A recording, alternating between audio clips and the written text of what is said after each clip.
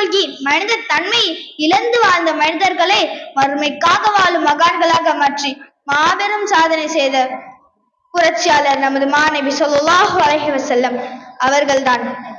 நமது நபி அவர்கள் நற்குணத்தில் முழுமையை பெற்றிருந்ததால் வழிகாட்டுதல் அழகிய முன்மாதிரியாகவும் இருந்தார்கள்.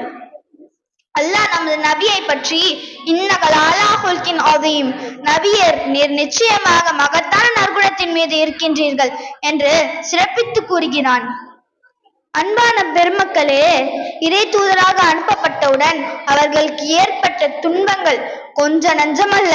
மழை போன்று பொழிந்த எண்ணற்ற சோதனைகளில் போதும் நிலை கொலையாமல் சாந்தமிக்க அருளாளராகவே அனைவரிடமும் நடந்து கொண்டார்கள். நபித்துவத்திற்கு பின் வந்திட்ட துன்பங்கள் அம்மம்மா என் சொல்வேன், அத்துணையும் பொறுத்தார்கள்.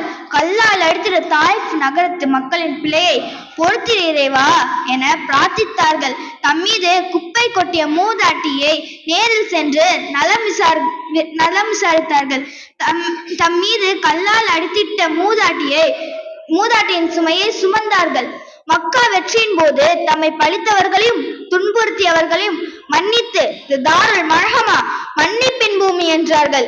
உலகத்திற்கே தலைவராயினும் பெருமையே கொள்ளாது அழகிய வாழ்வை வாழ்ந்தார்கள். பிற மதத்தவரின் பிரேதத்திற்கும் எழுந்து நின்று மதிப்பளித்து மனிதம் காத்தார்கள். ஜீவ காருண்யம் பேணினார்கள். அண்டை வீட்டாரை அரவணைத்தார்கள். அனாதைகளை ஆதரித்தார்கள். மாற்றுத்திறனாளிகளுக்கு மதிப்பளித்தார்கள். சீ என்று கூட யாரையும் பழித்ததில்லை. கண்டிக்கும் போது கூட அருவருக்கத்தக்க வார்த்தைகளை பேசியதே இல்லை. ஞானமுடைய நபி அவர்கள் ஞானமுடையவர்களாகவே இருந்தார்கள்.